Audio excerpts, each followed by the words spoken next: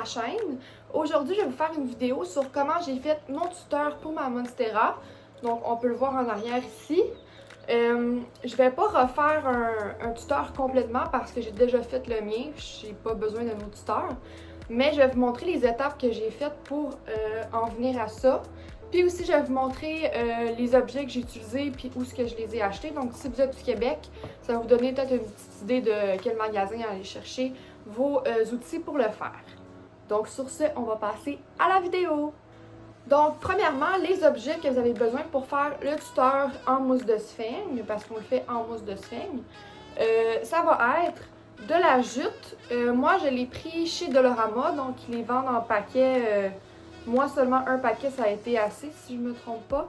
Puis, il est à environ 3 $ chez Dollarama, donc vraiment pas cher.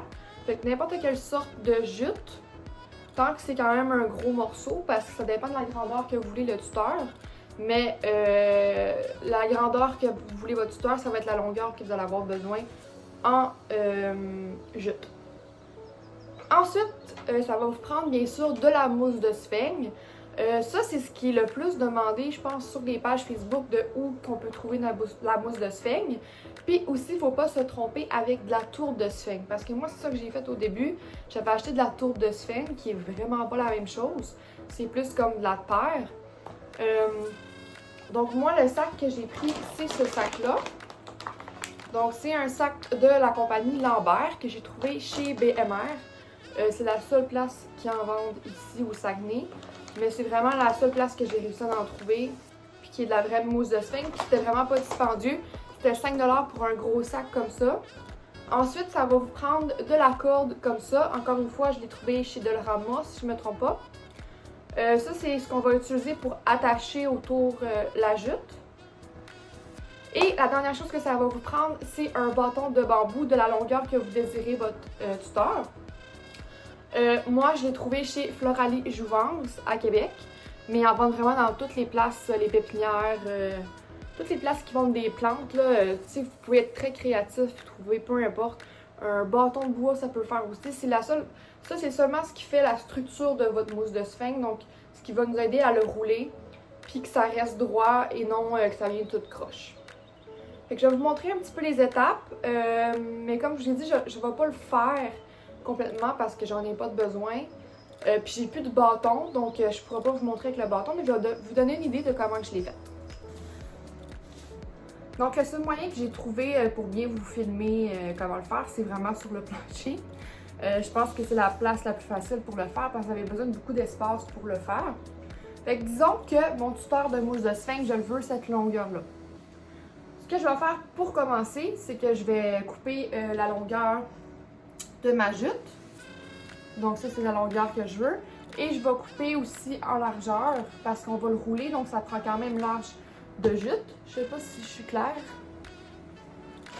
Ensuite, on va prendre la mousse de sphène et vous allez prendre quand même une grosse quantité parce que c'est mieux d'en avoir trop que pas assez. Et vous allez la mettre dans un bol. Là, ça, je vous le montre pas aussi là, parce que je vais pas tout mouiller ma mousse de sphène pour rien.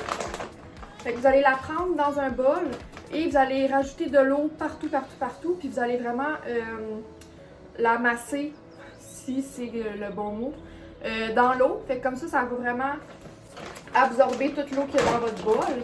Et, Rosie, vous pouvez aussi, dans le fond, enlever tout l'excédent d'eau après parce qu'on veut pas que ce soit trop trempe non plus, juste bien humide.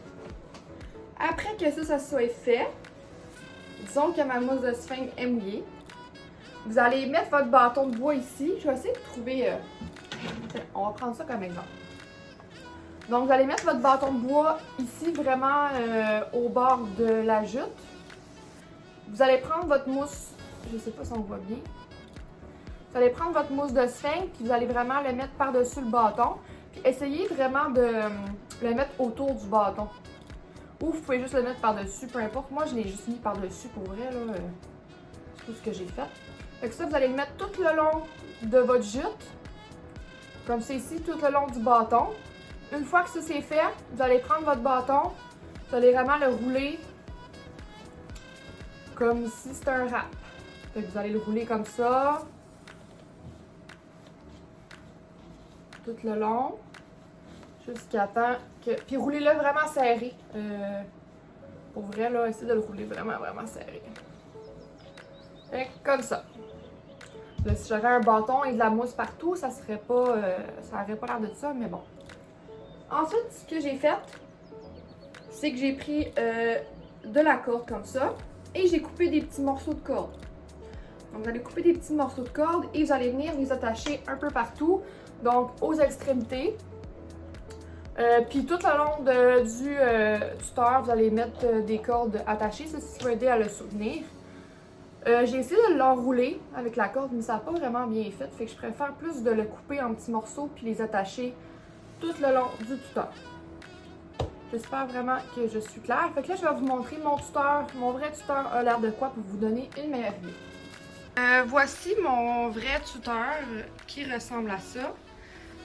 Aussi, j'ai oublié de vous mentionner, là, quand vous faites votre tuteur, c'est très important de laisser un endroit pour le piquer dans la terre ou si vous le plantez en même temps que vous allez repoter votre plante.